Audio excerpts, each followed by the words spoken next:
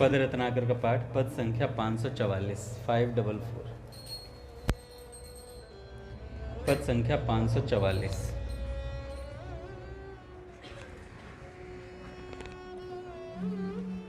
राधा से भी लगता मुझको अधिक मधुर प्रिय राधा नाम।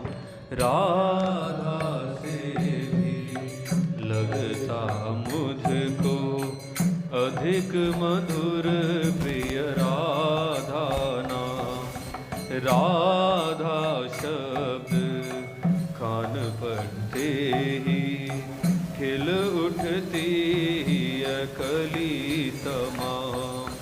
राधा शब्द कान पड़ते ही खिल तमाम।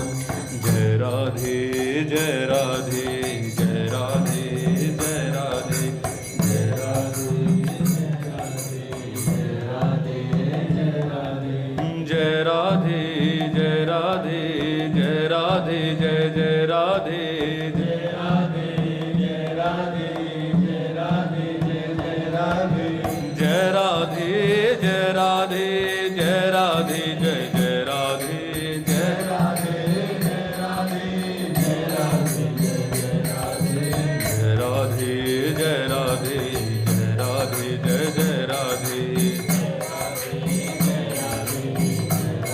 जय जय राधे।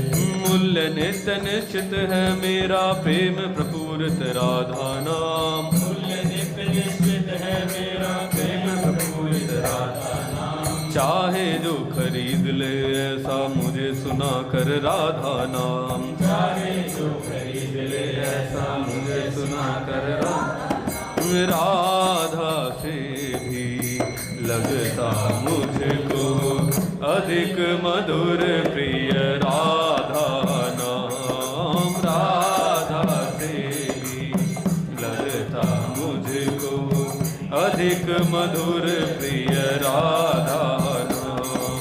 जय राधे जय राधे जय राधे जय जय राधे जय राधे जय राधे जय राधे जय जय राधे जय राधे जय राधे जय राधे जय जय राधे जय राधे जय राधे जय राधे जय जय राधे जय राधे जय राधे जय राधे जय जय राधे जय राधे जय राधे जय राधे जय जय राधे। राधा से भी लगता मुझको अधिक मधुर प्रिय राधा नाम। राधा से भी लगता मुझको अधिक मधुर प्रिय राधा नाम। नारायण शिव ब्रह्मा लक्ष्मी दुर्गा वाणी मेरे रूप। नारायण शिव ब्रह्मा लक्ष्मी दुर्गा वाणी मेरे प्राण समान सभी प्रिय मेरे सबका मुझ में भाव अनु। प्राण प्राण सभी प्रिय मेरे सबका मुझ में प्राण। पर राधा प्राणादिक मेरी अतिशय प्रिय प्रिय जन सिर मोर। प्रण राधा प्राणादिक मेरी अतिशय प्रिय प्रिय जन सिर मोर। राधा सा कोई न कहीं है मेरा प्राणाधिक प्रिय और। राधा सा कोई न कहीं है मेरा प्राणाधिक प्रिय। अन्य सभी ये देव देवियां बसती हैं नित मेरे पास। अन्य सभी ये देव देवियां बसती हैं नित मेरे पास। प्रिया राधिका का है मेरे वक्षस्थल पर नित्य निवास। प्रिया राधिका का है मेरे वक्षस्थल पर नित्य निवास। राधा से भी लगता मुझको अधिक मधुर प्रिय राधा नाम। राधा से भी लगता मुझको अधिक मधुर प्रिय राधा नाम। राधा शब्द कान पड़ते ही खिल उठती अकली तमाम। राधा शब्द कान पड़ते ही खिल उठती अकली तमाम। जय राधे जय राधे जय राधे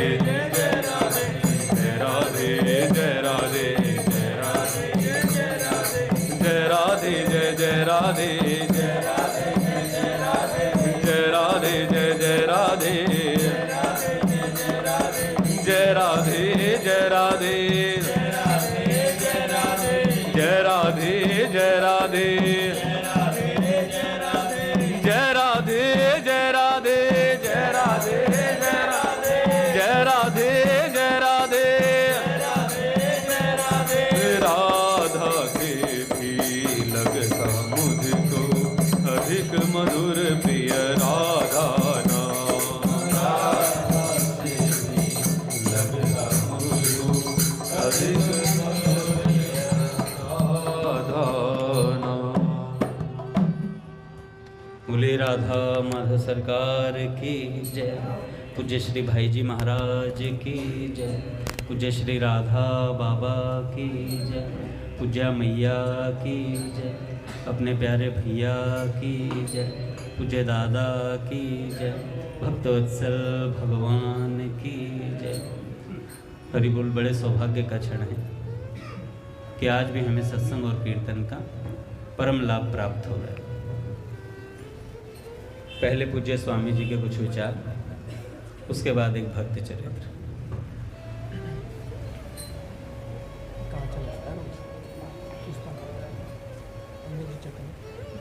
हरि बोल। पहला नंबर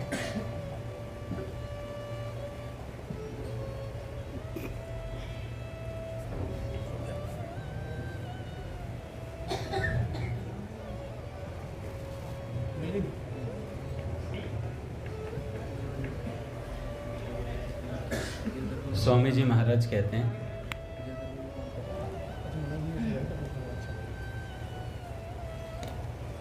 जैसे धन कमाने वाले का लोभ जागृत रहता है हमेशा, जैसे धन कमाने वाले का लोभ जागृत रहता है, तो उसके पास लाखों करोड़ों रुपए हो जाने पर भी उसके मन में नई नई तरकीबें आती रहती हैं। लाख करोड़ रुपए होंगे फिर भी वो ये सोचेगा कि कैसे मैं और बना लूं पैसा। सदा लोभ जागृत रहता है। ऐसे उसके लोभ बढ़ता ही रहता है। पर सज्जन एक बात ध्यान देने की है, जो चीज इकट्ठा कर रहे हो वो यहीं रह जाएगा, होगा कुछ नहीं, हमारा समय बर्बाद हो जाएगा। यदि भगवान में लग जाओ तो नाम का वैसा लोभ लगेगा जैसी संतों ने प्रार्थना की है। संतों ने कहा है, हे भगवान, हमारी एक जीभ से नाम लेते लेते तृप्ति नहीं होती, इस वास्ते हजारों जीभ हो जाएं हमारे। ऐसा भक्तों को नाम से प्रेम होता है, जिनसे मैं नाम लेता ही चला जाऊं, उनकी ऐसी नाम की लालसा बढ़ती ही चली जाती है। स्वामी जी कहते हैं, मेरे को एक सज्जन मिले थे जो कहते थे जब मैं चलता हूं ना तो मुझे राम राम का चक्कर सा दिखाई देता है, मतलब चक्कर सा आता रहता है उन्हें, और हर जगह राम राम राम राम दिखता है। ऊपर आकाश में सब जगह ही राम राम दिखता है, दसों दिशाओं में राम नाम दिखता है, राम नाम लिखा हुआ दिखता है। कोई जमीन खोदता है तो उस मिट्टी में राम नाम दिखाई देता है। ऐसे संतों के राम नाम से प्रेम है। कितनी अलौकिक और विलक्षण बात है। अच्छा, राम जी ने लंका पर विजय की, हमने कई बार ये बात सुनी है। अयोध्या में आकर के गद्दी पर विराजमान हुए राम जी। उस समय राजाओं ने राम जी को तरह तरह की भेंट दी। विभीषण ने रावण के इकट्ठे किए हुए बहुत कीमती कीमती रत्नों की माला बनाई थी। माला बनाने में यही उद्देश्य था कि जब महाराज का राज्य तिलक होगा तब मैं भेंट करूंगा। इस तरीके से विभीषण ने वह माला बनाई और समय पाकर राम जी के गले में वो माला पहना दी। राम जी ने देखा कि भाई गहनों का शौक तो स्त्रियों को ज़्यादा होता है, तो उन्होंने माता सीता को दे दी। सीता जी को जब माला मिली तो उनके मन में विचार आया कि यह माला मैं किसको दूं। महाराज ने तो मेरे को दे दी, अब मेरा प्यारा कौन है। हनुमान जी पास में बैठे हुए थे। हनुमान जी महाराज पर सीता माता का बड़ा स्नेह है और बड़ा वात्सल्य है। हनुमान जी महाराज भी माँ के चरणों में बड़ी भारी भक्ति रखते हैं। माँ ने हनुमान जी को इशारा किया तो चट से पास में गए हनुमान जी। माँ ने हनुमान जी को माला पहना दी। हनुमान जी बड़े खुश हुए, प्रसन्न हुए। वे रत्नों की ओर देखने लगे। जब माँ ने चीज़ दी है तो इसमें कोई खास बात होगी, इसमें कोई विशेषता तो होगी। ऐसा विचार करके एक मणि को दांतों से तोड़ दिया और उसमें भगवान का नाम नहीं निकला। तो भैया ऐसे ही उन्होंने मणियों को तोड़ते चले गए। फिर दूसरी मणि, फिर तीसरी। बड़े बड़े जौहरी भी वहां बैठे थे तो उन्होंने ताना मारा हनुमान जी पर। बंदर को तो अमरूद देना चाहिए था, माला गलत दे दी। ये इन रत्नों का क्या करेगा, दांतों से फोड़कर फेंक रहा है। किसी ने उनसे पूछा, क्यों फोड़ते हो, क्या बात है, क्या देखते हो इसमें? हनुमान जी ने कहा, मैं तो यह देखता हूं कि इनमें भगवान का नाम है कि नहीं। इनमें नाम नहीं तो ये मेरे किस काम के। इस वास्ते इनको फोड़कर देख लेता हूं, नाम नहीं निकलता तो फेंक देता हूं। उसने फिर पूछा, बिना नाम के क्या तुम कुछ रखते नहीं हो? हनुमान जी ने कहा, ना, बिना नाम के कैसे रखूंगा। फिर पूछा, तो तुम शरीर को कैसे रखते हो? तब हनुमान जी ने अपने शरीर को फाड़ करके दिखाया कि राम नाम क्या वस्तु है। उनके हृदय में धारण रहता है राम। सीता राम जी का दरबार दिखाई दिया, राम जी विराजित दिखाई दिए। तो जो नाम जपने वाले सज्जन हैं वे नाम में बन जाते हैं भैया, वे नाम में बन जाते हैं। एक सज्जन कह रहे थे कि भैया नाम जपने से रोटी रोटी रोटी रोटी करते हैं तो राम राम राम करने से क्या होगा? तो किसी संत ने कहा कि भैया रोटी की तरह जड़ पदार्थ नहीं है भगवान का नाम, रोटी की तरह जड़ पदार्थ नहीं है। कल पूज्य प्रेमानंद जी महाराज को सुन रहा था तो उन्होंने कहा कि क्या जाता क्या है लोगों का राधा नाम करने में, चुगली बहुत कर लेते हैं। कल हम भी निंदा रस ले रहे थे भक्तों की, खूब निंदा कर रहे थे। मजा, अलग ही आनंद आता है, निंदा का एक अलग रस है, चुगली का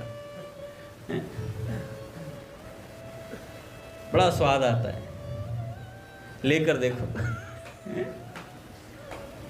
तो भैया ये राम नाम लेकर के देखो। हजार काम कर लेंगे पर राम राम नाम नहीं लिया जाएगा।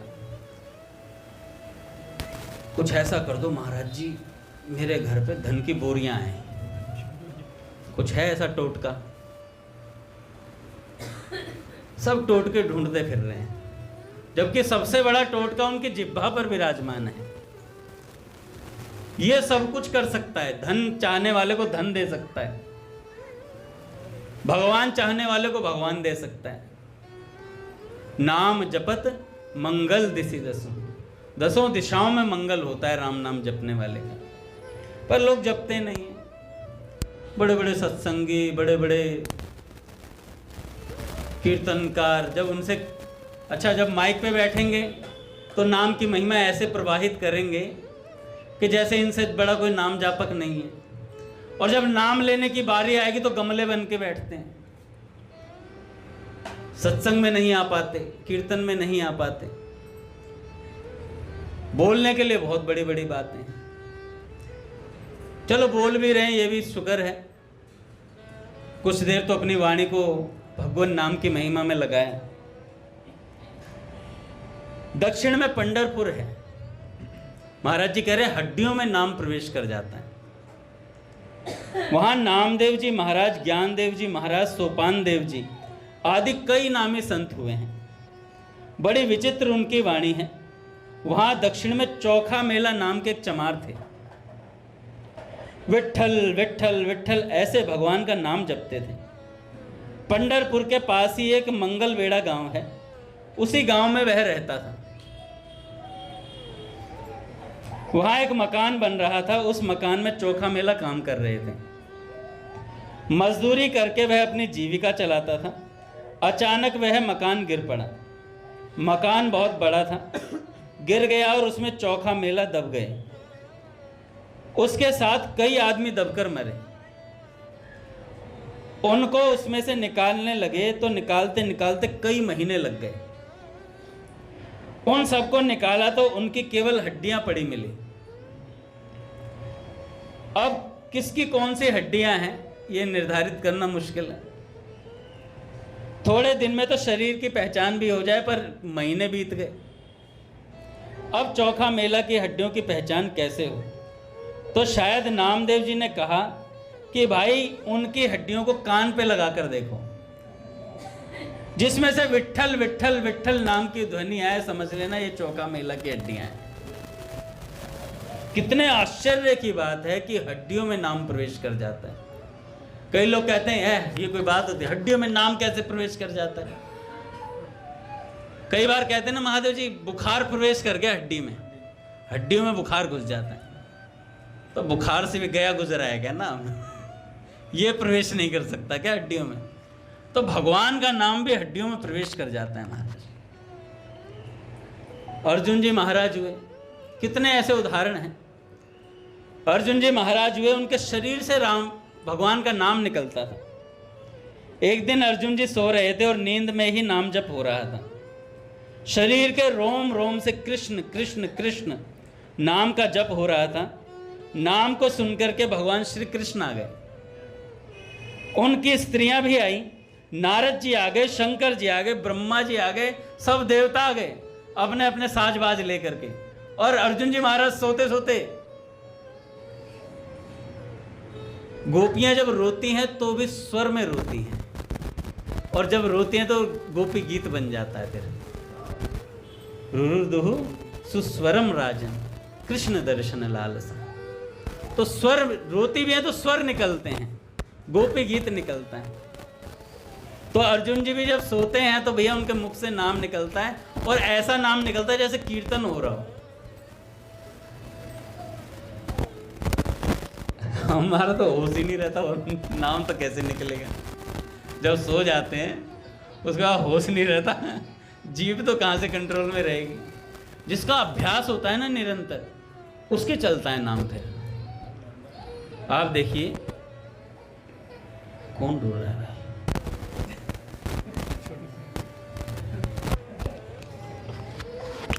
ऋषिकेश कुछ खिला पिला के नहीं लाया, भूखा लेके आए आज से।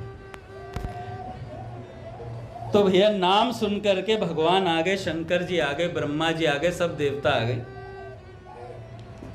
और लगे कीर्तन करने। शंकर जी नाम का कीर्तन कर रहे हैं।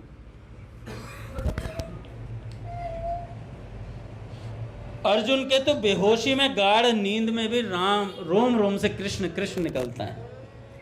इसमें कारण यह है कि जिसका जो इष्ट होता है उसे हरदम याद रहता है। हमसे कोई पूछे हमारा इष्ट क्या है, हाँ क्या पूछा, क्या पूछा, कृष्ण प्रिय इष्ट क्या है मेरा, वही नहीं पता होगा अभी। हाँ माधव, माधव इष्ट है भैया माँ के, पता कर लें। इसमें कारण यह है कि जिसका जो इष्ट होता है वह उसी का नाम जपता है, तो वह नाम भीतर बैठ करके रग रग में समा जाता है। हरिदास जी महाराज की वाणी में आता है, रग रग आरंभा भय अचंभा, छुछम भेद भणंदा है। संतों की वाणी आप लोग पढ़ते ही हो, उसमें आप लोग देखो ऐसा उनका भजन होने लगता है। क्यों? क्योंकि उनकी लगन है, वे उसी में ही तल्लीन हो गए हैं। मन बुद्धि इंद्रियां नाम में लग गई, प्राण उसमें लग गए, शरीर मात्र में नाम जप होने लगा। कितने महान पवित्र दिव्य उनके शरीर थे कि उनको याद करने मात्र से जीव का कल्याण होता है। ऐसे संतों ने नाम जप किया। वे तो नाम रूप ही बन गए, भगवत स्वरूप बन गए। नारद जी महाराज भक्ति सूत्र में लिखते हैं कि भगवान और भगवान के जनों में भेद नहीं है भैया, तस्मिन् जने भेदा भावात्, क्योंकि वे उनके हैं और उस परमात्मा के अर्पित हो गए हैं। जैसे आग में काठ रखो तो अंगार बनकर चमकने लगेगा, काला से काला कोयला आग में रख दो तो वह भी चमकने लगता है। पत्थर का टुकड़ा आग में रख दो वह भी चमकने लगेगा, कुछ भी रख दो वह चमकने लगेगा। यह आग का प्रभाव है, यह आग का प्रभाव है। जब एक भौतिक वस्तु में इतनी सामर्थ्य है तो क्या भगवान का नाम नहीं करेगा कुछ? भगवान का नाम यह भौतिक नहीं है, यह तो दिव्य है। यह नाम महाराज चेतना को चेत करा देते हैं। तो इधर ख्याल कर, आप लोगों में भी कोई नाम लेने वाला हो तो मैं मानता हूं कि आपके ऐसा होता होगा कई बार कि आप सोते रहते और गाढ़ नींद में तो राम ऐसी आवाज आती है, ऐसी आवाज आती है, आपको जगा देती है कि अरे नाम ले, सोता कैसे है, नाम ले, सोता कैसे है। इस प्रकार नाम महाराज खुद जगाते हैं, नाम महाराज खुद चेत कराते हैं, स्वयं भगवान चेत कराते हैं। एक बड़े विरक्त संत थे, वे नाम जपते थे, कौड़ी पैसा लेते नहीं थे, रखते नहीं थे, छूते नहीं थे। वे कहते थे कि बहुत बार ऐसा होता है जब मैं सोता हूं तो मुझे कोई प्यार से उठाता है, जैसे कोई माँ उठाती हो, गर्दन के नीचे हाथ देकर चट उठा देता है। मेरे को पता ही नहीं लगता कि ना जाने किसने मेरे को बैठा दिया। तो नाम महाराज भगवान की याद दिलाते हैं। मैं खुद अनुमान करता हूं आप में भी कोई नाम प्रेमी ऐसा तो होगा। इसमें कोई गृहस्थ का कारण नहीं, कोई साधु का कारण नहीं है। ये बहुत बड़ी आड़ है। कई लोग कह देते हैं मैं गृहस्थ हूं इसलिए मैं पस्त हूं, मैं भगवान का नाम नहीं ले सकता। कोई ऐसा व्यक्ति है ही नहीं जो भगवान का नाम नहीं ले सकता। संतों ने इतनी युक्तियां बता दी।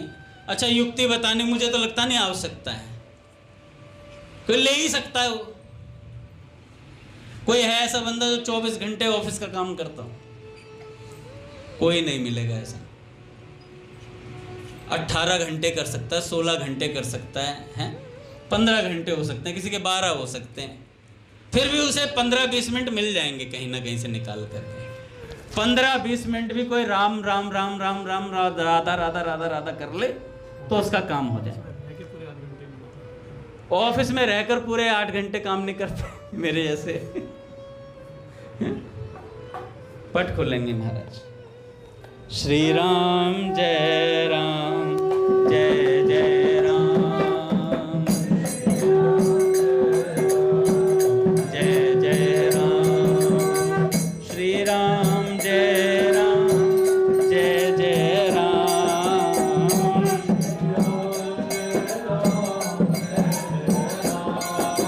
श्री राम जय राम जय जय राम।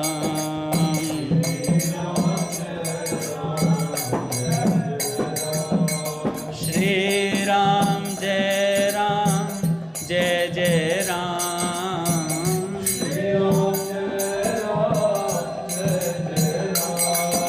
श्री राम जय राम जय जय राम, जय जय राम। बोले राधा माधव सरकार की जय। तो भैया कोई गृहस्थ का कारण नहीं है, कोई साधु का कारण नहीं है। कोई भी भाई बहन नाम का जप कर सकते हैं। सभी के ये बात हो सकती है। कभी भगवान की आवाज़ आ जाती है, कभी आप पाठ करते हैं, जप करते हैं, भगवान के भजन में लगे हैं, मन में जपने की लगन है, और आपको कहीं नींद आने लगेगी तो किवाड़ जोर से पड़ाक से आवाज़ आ जाती है तो आपकी नींद खुल जाती है। भाई नाम जप ले, भाई नाम जप ले। कोई हल्ला करेगा तो आपकी नींद खुल जाएगी, कोई अचानक ऐसा शब्द होगा तो चट नींद खुल जाएगी। यह तो नाम महाराज चेताते हैं, भगवान चेत कराते हैं। सोते कैसे हो? नाम जपते हो कि नींद ले रहे हो? ऐसे नाम महाराज जगाते हैं। ये तो भक्त के तो भय नाम की वस्तु नहीं रहती भैया, क्योंकि भक्त को तो हर जगह भगवान ही दिखते हैं, फिर उसका भय खत्म हो जाता है। ये कई लक्षण हैं जिसके हृदय में भक्ति उत्पन्न होती है उसे भय नहीं लगता, निर्भीक हो जाता है फिर वो। अच्छा, निर्भीक ये नहीं कि गुरुजी की बात से ही निर्भीक हो गया, गुरुजी कुछ कह रहे हैं डर नहीं लगता गुरुजी, आप कुछ भी कह दो गुरुजी, ऐसा नहीं है, वो आज्ञा पालन में चलता है। एक बहुत सुंदर बात बताता हूँ। अपने बंका जी हुए बाबूजी बाबा के परिकर, जब तक भाई जी थे तब तक तो उनके पास समय ही नहीं था, क्योंकि भाई जी इतना व्यस्त रखते थे उन्हें। आप गीता वाटिका में गए होंगे, सब लोग जो गए हैं उनको पता है। गीता वाटिका में ऊपर चढ़ते हैं तो सीढ़ियों से चढ़ करके सामने बाबूजी का एक चित्र लगा हुआ है पावन कक्ष में। सीढ़ियाँ चढ़ेंगे, चढ़ते ही सामने भाई जी का पावन कक्ष से जस्ट पहले कोने पर, गेट के बगल में बिल्कुल, वो बंका जी का ऑफिस हुआ करता था। उसमें बंका जी बैठ करके कार्य किया करते थे, जो भाई जी पत्र लेखन वगैरह जो देते थे। अब उसमें कल्याण पत्रिका के वो टंगे हुए हैं, कौन कौन सी कल्याण पत्रिका कब कब हुई वो टंगी हुई हैं। वो छोटा सा ऑफिस है, उसी में एक ही आदमी बैठ सकता है, उसमें ज़्यादा नहीं बैठ सकते। और वहीं पर एक घंटी रखी हुई थी, भाई जी घंटी बजाते थे और उठ करके भाई जी के पास आ जाते थे। ऐसी व्यवस्था थी वहाँ पर। तो पूरा दिन भर कार्य करना, कोई मतलब नहीं किसी से। उस छोटे से कमरे में, कमरा भी क्या है, वो नाम का कमरा है, 2.5 बाई 2.5 का ही होगा वो, और भी उसी में रहते पूरा दिन, उसी में महाराज। कोई कह सकता है? जब भाई जी चले गए तो उसमें उन्हें कहा गया कि इसमें बैठकर कार्य करे। अब मुझसे कार्य नहीं होता इसमें बैठ करके, क्योंकि मुझे लगता है भाई जी अभी घंटी बजाकर मुझे बुलाएंगे। उनसे हुआ ही नहीं कार्य। उसके बाद कह रहे भाई मैं कार्य इसमें नहीं बैठ पाऊंगा मैं, क्योंकि भाई जी की याद आती है मुझे। तो सब काम हो गया तो फिर वो बाबा के पास जाते थे। बाबा ने कहा तुम चिंता मत करो, क्योंकि ऐसा होता है संस्था में, जब आचार्य चले जाते हैं ना तो उसके बाद बड़ी विलक्षण स्थिति हो जाती है, गुटबाजी हो जाती है आपस में कि इनको निकाल दो, इनको निकाल दो। गीता भवन से भी कई संतों को निकाल दिया गया था जब स्वामी जी चले गए थे। तो बंका जी के ऊपर भी कई लोगों ने इस तरीके कटाक्ष किए, पर बंका जी को आश्रय दिया बाबा ने। बाबा ने कहा तुम चिंता मत करो, भाई जी के परिकर मेरे निज ही हैं, उनका मैं निजी रूप से ख्याल रखूंगा। तो बाबा ने कहा तुम चिंता मत करो, तुम्हें जो पैसे मिलते थे ना महीने के, वो तुम्हें निरंतर मिलते रहेंगे, ये मैं कह रहा हूं तुमसे। फिर बंका जी को एक दिन बुलाया, कहा कि तुम मेरे पास आओ। बुलाया और कहा कि सुबह 4 बजे आना मेरे पास, सुबह सुबह मेरे पास आना, मेरे को तुमसे बहुत ज़रूरी काम है। अब बंका जी बड़े प्रसन्न हुए कि बाबा ने बुलाया एकांत में। सुबह सुबह बाबा स्नान करके, 2 व्यक्ति बाबा के साथ कुटिया में थे। अच्छा, भाई जी के जाने के बाद बाबा कुटिया में, अपनी कुटिया में कभी नहीं गए दोबारा। सदा वो एक वृक्ष है सामने जहाँ बाबा की अभी समाधि है, वहीं पर टीन शेड में रहते थे बाबा। कभी नहीं गए अपनी कुटिया में वापस दोबारा। उस टीन शेड जो था ना, उसी के नीचे आप देखना, पूज्य बालकृष्ण दास जी महाराज जी के साथ भी टीन शेड का ही वीडियो है उनका, वो उसी में रहते थे। तो बाबा ने बुलाया सुबह सुबह, देखो भैया किसी बालक, नए बालक हो ना, उनको समझ में ना भी आ रहा तो सुन लो, ये बहुत काम की बात है। संतों का नाम भी याद रह गया तो बहुत बड़ी बात है। पिक्चरों के गाने तो हम लोग सुनते ही रहते हैं, उनको याद करने से क्या फायदा। मतलब अपने भक्तों में से तो नहीं सुनते होंगे, और सुनते होंगे तो डिलीट कर देना आज से, और नहीं करोगे तो पता चल ही जाएगा किसके में से डिलीट हुए हैं, किसी के में से नहीं। भैया को, मुझे नहीं, मेरे पास इतना समय नहीं है कि मैं आपके गानों को याद रखूंगा।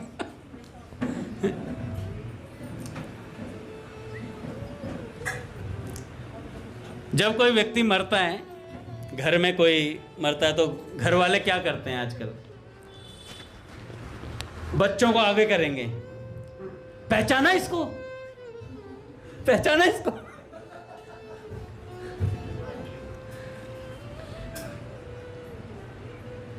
सबको एक एक करके, चुन मुन को, छोटे मोटे को, सब बच्चों को आगे करके, कभी अपने बेटे को लाएं, इसको पहचाना, अरे पूरी जिंदगी साथ में रहा, पहचानेगा नहीं क्या? मतलब अब मरने जा रहा है व्यक्ति, उससे कह रहे हो इसको पहचान, इसको पहचान। अरे इसे भगवान का नाम रटवाओ भाई। अब भी इसे परिवार के लोगों के नाम और इनकी शक्ल दिखाते रहोगे तो उसका कल्याण कैसे होगा? पूज्य पहाड़ी बाबा के पास उनके एक शिष्य गए। पहाड़ी बाबा सरकार बहुत वृद्ध हो चुके थे, तो शिष्य गए उसे, महाराज जी पहचाना, महाराज जी पहचाना, महाराज जी पहचाना? हाँ तुझे पहचानने के लिए जन्म लिया मैंने। तुझे पहचानने के लिए जन्म लिया मैंने। इस समय भगवान का नाम रूप का स्मरण करना मुझे, या तुम्हें पहचानने में लगाऊं पूरा जीवन? जन्म अनेक की सुधरे अब ही आज। अनेक जन्मों की बिगड़ी हुई बात आज और अभी सुधर सकती है, अगर हम सुधारना चाहें तो। और नहीं सुधारना चाहें तो फिर कोई बात नहीं, बिगाड़ते चलो। बिगड़ी तो हुई है ही, सुधारने हैं तो बिगड़ी जन्म अनेक की सुधरे अब ही आज। हो ही राम को नाम जप तुलसी तज कुसमाज। कुसंग का त्याग करके, कुसंग क्या है? जो व्यक्ति वस्तु परिस्थिति हमें भगवान से हटाए वो कुसंग है, वो कुसंग है हमारे लिए। जो धन के लोभी हैं, जो भोगों के कामी हैं, उनका संग कुसंग है। जो परमात्मा से विमुख हैं, उनका संग महान कुसंग है। जो कुसमाज है उनसे बचो, नहीं तो महाराज थोड़ा सा कुसंग भी आपकी वृत्तियों को बदल देगा, एकदम भगवान से हटा देगा। लोग कहते हैं भगवान के भजन में कितनी ताकत नहीं जो कुसंग का इतना असर हो जाए। क्या भगवान के भजन में इतनी ताकत नहीं जो कुसंग का असर कम कर दे? अरे भैया, वह ताकत कुसंग में नहीं है भाई, वह ताकत किसमें है? अपने ही भीतर जो कुसंग के संस्कार पड़े हुए हैं ना, इस वजह से कुसंग भारी पड़ता है। इस वजह से कुसंग भारी पड़ता है। जब भी मन में वृत्ति आए, पूज्य डोंगरे जी महाराज कहते हैं, जब भी मन में खराब वृत्ति आए उसके साथ भगवान के नाम को जोड़ दो। जैसे ही वृत्ति में नाम आएगा कुसंग हट जाएगा, वृत्ति सुधर जाएगी। हमारी वृत्ति वैश्या हो चुकी है, वो एक भगवान में न लगकर अनेक जगह भ्रमित घूम रही है। तो इस वृत्ति को कैसे सुधारा जाए? इस वृत्ति को सुधारा जा सकता है सत्संग से। केवल सत्संग एक ऐसा माध्यम है जिससे हम अपनी बुद्धि को सुधार सकते हैं, और बुद्धि सुधरते ही काम होता है महाराज। एक भक्त हुए मनोहर दास बाबा जी, नदिया जिला माधवपुर गांव था उनका। श्री भोलानाथ अधिकारी महाशय की पत्नी प्यारी सुंदरी के गर्भ से महेंद्र नाम का एक पुत्र हुआ। शिशु काल में ही माता चली गई। 6 वर्ष की अवस्था में ये जो महेंद्र नाम का लड़का था, यही बाद में जाकर मनोहर दास बाबा बने। इन्होंने एक स्वप्न देखा कि एक साधु उसे घर से बाहर निकालकर वन में ले गए और वन के चारों ओर आग लगा दी। तभी से उन्हें संसार से विरक्ति हो गई। इस स्वप्न को देख करके उन्होंने समझ लिया कि संसार एक वन है जिसके चारों ओर आग लगी है। उसकी भीषण लपटों से परित्राण पाने के लिए श्री हरि की शरण लेना आवश्यक है। 13 वर्ष की अवस्था में उनके पिताजी चले गए। उन्होंने अद्वैत वंश के श्रीपाद नंद किशोर गोस्वामी जी से दीक्षा मंत्र लिया उन्होंने। उसके बाद नवदीप में बड़े अखाड़े के श्री रूपदास बाबा से वेश ग्रहण किया। वेश का नाम पड़ा श्री मनोहर दास बाबा। कुछ दिन वे नवदीप में रहे। मनोहर दास बाबा ने सिद्ध श्री चैतन्य दास बाबा और बड़े अखाड़े के पंडित श्री नरोत्तम दास बाबा जी महाराज से उनका संग किया। फिर कालना के श्री भगवान दास बाबा जी का संग हुआ उनका। मनोहर दास बाबा जी कई संतों का संग प्राप्त किया और अंत में गोविंद कुंड पे रहकर भजन करने लगे। निरंतर हरि नाम जप करते, अष्टकालीन लीला स्मरण करते, अष्टायाम जो सेवा होती है राधा माधव सरकार की वो देते। सोते बहुत कम थे, सोते बहुत कम थे, बिछोना भी नहीं के बराबर रखते थे। आहार में होती मधुकरी के आटे की रोटी और नीम के पत्तों का रस। मांगकर 2 रोटी मांगकर लाते थे और फिर नीम के पत्तों के रस के साथ वो बढ़िया तरीके से, मतलब हमारी तरह नहीं, नीम के रस में भी छोंक लगा दिया उसमें 2-4 पनीर के टुकड़े डाले, करे अब चटपटा हो गया। नीम पनीर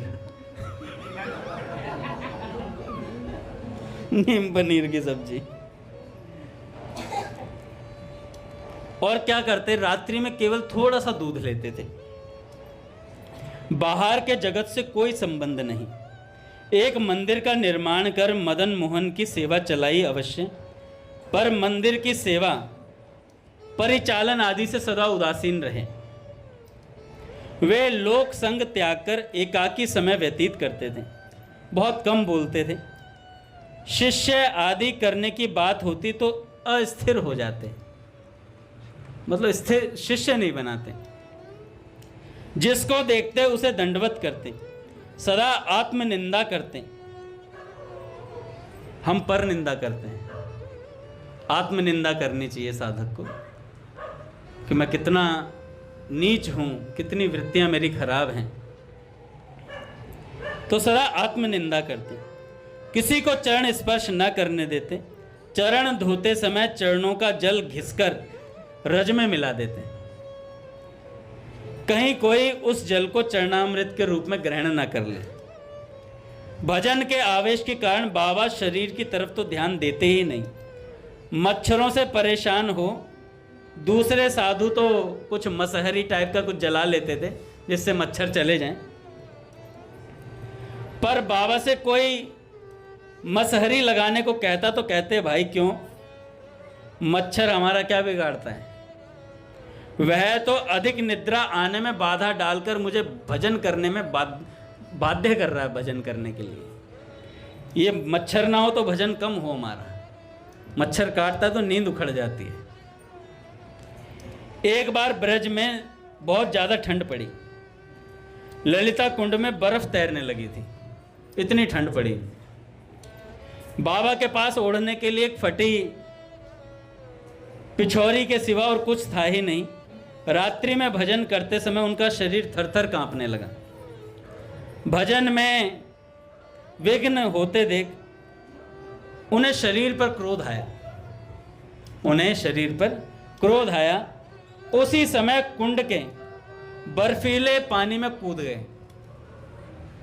कह रहे शरीर लिहाफ मांग रहा है, शरीर लिहाफ मांग रहा है। बगल में एक बाबा रहते थे नवदीप दास जी,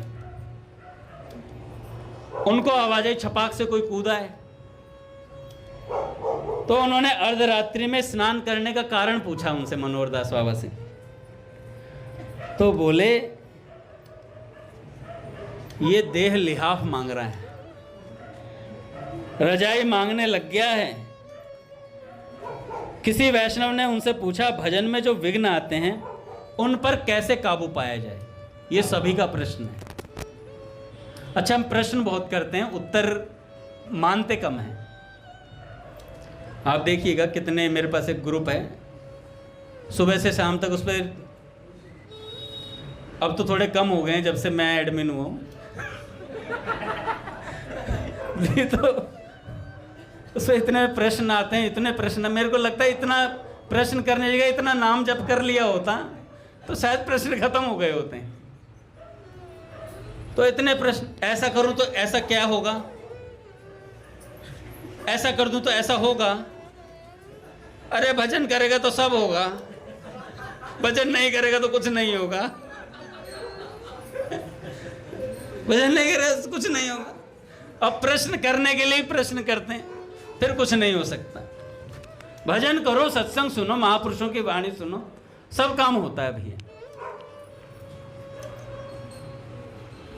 कई लोग तो कहते हैं भजन करने वाले को क्या मिला।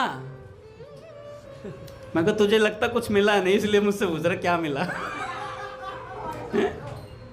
हमें क्या मिला हम क्यों बताएं भाई, हम क्यों बताएं कि हमें क्या मिला। किसी के पास 200-400 नोट 1000 के ज़्यादा हो जाते हैं तो छिपा करके रखता है। भाई किसी के 5-6 लाख रुपए हैं, वो क्या करेगा? लाख रुपए को मतलब सिर पे रख के बाजार में घूमेगा? कभी नहीं घूमेगा। तिजोरी में रखेगा और 10 बार जाके चेक करेगा उसे बराबर है या नहीं, कहीं किसी ने उठा लियो घर में ही, है ना। तो ऐसे ही भजन को छुपा करके रखना चाहिए। किसी को मत बताओ कि हमारा नाम जप कितना है। मेरे ऐसे व्यक्ति जो होते हैं मतलब 2-4 माला एक्स्ट्रा कर ले, पीयूष कितनी माला चल रही तेरी? 16। हट 16 तो मैं नींद में कर देता हूँ, क्योंकि भैया ने बोला रात में नाम जप करते सो, तो सुबह उठोगे तो तुम्हारी 16 माला मानी जाएंगी।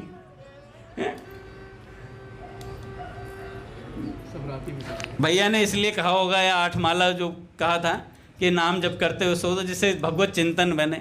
हमने उसका आडंबर लेकर के 8 तो वैसे कर लेते हैं, 8 नींद की मान लेते हैं, तो 16 हो गई। ऐसे नहीं भैया। तो प्रश्न पूछा मनोहर दास बाबा से किसी वैष्णव ने। क्या प्रश्न पूछा? पवन प्रभु जी, भजन में विघ्न आते हैं, उन पर कैसे काबू पाया जा सकता है? उत्तर में मनोहर दास बाबा ने कहा, प्राणों की बाजी लगाकर भजन के लिए चेष्टा करने से भजन में आए सभी विघ्न दूर हो जाते हैं। साधक की सरल एकांतिक चेष्टा देखकर परमात्मा प्रसन्न होते हैं और भजन का दरवाजा खोल देते हैं। भजन का दरवाजा खोल देते हैं। यह एक दिन में नहीं होता। कोई सोचे, अब भैया से ऐसे प्रश्न पूछते हैं कई लोग, तो मतलब आज रात में भैया उन्हें कुछ ऐसा दे दे चूरन कि मतलब सुबह वो उठें तो भगवान गोद में ले आए। भैया क्या एक जन किसी ने मुझे मैसेज किया, मैं मजाक नहीं उड़ा रहा, मैं बस बात बता रहा हूँ, कोई बुरा ना माने, और माने तो जय राम जी की, ठीक है, जय सिया राम। भैया ग्रुप पे तो ना बहुत सारे मैसेज आते हैं, आप ये मेरा मैसेज पर्सनली भैया तक पहुंचा देंगे? मैंने कहा मेरे ही मैसेज भैया ने 6 महीने से नहीं देखे, तेरा मैसेज कैसे देखेंगे? और मैं भेजूंगा तो वैसे नहीं देखेंगे। तो पर्सनली तो ये है कि भाई भगवान का नाम जपो, सत्संग सुनो, उससे सब चिंताओं का निवारण हो जाता है, सब प्रश्नों का उत्तर मिल जाता है। तो बाबा ने कहा, विघ्न भजन करते करते क्रमशः अंतर्ध्यान होते हैं। जितनी बाधाएं हैं भजन में, वो भजन करते करते करते धीरे धीरे हटती हैं, एकदम से नहीं हटती हैं। भजन में जैसी दृढ़ता और एकांतिकता की आवश्यकता है, वैसी ही धैर्य और सहिष्णुता की भी आवश्यकता है। भजन के लिए उपयुक्त अवस्था में चित्त को रखना बड़ा कठिन है। जड़ वस्तु से आसक्ति जाए बिना चित्त शुद्ध नहीं होता, भक्ति नहीं होती, और भक्ति हुए बिना स्वरूप की उपलब्धि नहीं होती। भजन के प्रभाव से जैसे जैसे जड़ वस्तुओं के संस्कारों का क्षय होता है, वैसे वैसे चित्त निर्मल होता है और सारे भजन के विघ्न दूर हो जाते हैं। तो पूज्य बाबा ने कहा, मनोहर दास बाबा जी ने, कि भैया भजन करते करते ही विघ्न सारे दूर होंगे। ऐसा कोई चूरन नहीं है कि रात मतलब 2 घंटे में मैं सारे विघ्न हटा दूं। तो भजन से ही भजन के विघ्न दूर होते हैं। ऐसे ही एक दुर्लभ दास बाबा हुए, ये इनके मनोहर दास बाबा जी के शिष्य हुए। दुर्लभ दास बाबा जी भी वहीं रहकर भजन करते थे बगल में। एक दिन दोपहर में कड़ी धूप में एक नीम के वृक्ष के नीचे बैठे थे दुर्लभ दास बाबा जी। हाथ में माला थी, नाम जप कर रहे थे। सहसा उनके सामने धूम्र वर्ण की एक प्रकांड भीषण मूर्ति उपस्थित हुई। मतलब एक काला सा व्यक्ति एकदम से प्रकट हुआ। वह उनके चारों ओर घूमने लगा। उन्होंने विस्मय भरे स्वर में पूछा, आप कौन है और किस लिए आए हैं? तो उसने कहा, मैं काल दूत हूं, यम का दूत हूं, तुम्हें लेने आया हूं। तो बाबा ने कहा, तो ठीक है, ले चलो, मैं तैयार हूं। ठीक है, ले चलो, मैं तैयार हूं। तो उसने कहा, आप नाम जप छोड़ दें, जब तक नाम जप नहीं छोड़ेंगे मैं आपको ले जा नहीं सकूंगा। तो दुर्लभ दास बाबा ने कहा, नाम जप तो मैं छोड़ूंगा नहीं, आप मुझे ऐसे ही ले चलो। उसी समय छाया जो मूर्ति थी वो यमदूत था, वो अंतर ध्यान हो गया। मनोहर दास बाबा जब गुफा से बाहर निकले तो दुर्लभ दास बाबा ने उनसे सारा वृत्तांत सुनाया।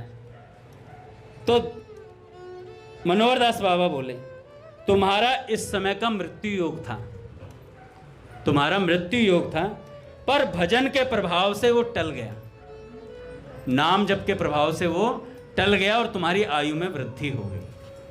तो भजन कुछ भी कर सकता है। बोले भक्तवत्सल भगवान की जय। अच्छा, इसका एक उदाहरण बताता हूँ। स्वामी जी महाराज के लास्ट के 30 साल कैंसर रहा, 30 साल कैंसर। यहाँ तो कैंसर हो जाए, वो भी गले का कैंसर, 30 साल तक रहा और 30 साल तक सत्संग बोला उन्होंने। और आखिरी में भी सत्संग करते करते ही, तो सोचो 30 साल कोई जी पाता है? यहाँ तो अभी पता चल जाए किसी को तो पहले तो हॉस्पिटल वाले ही मार देते हैं उसे, आधा तो डरा डरा के, और बाकी उसका बेचारे का इतना खर्चा करवा देते हैं, वो कहता है मरी जाऊं तो अच्छा जी के करूँगा क्या। बोले भक्तवत्सल भगवान की जय।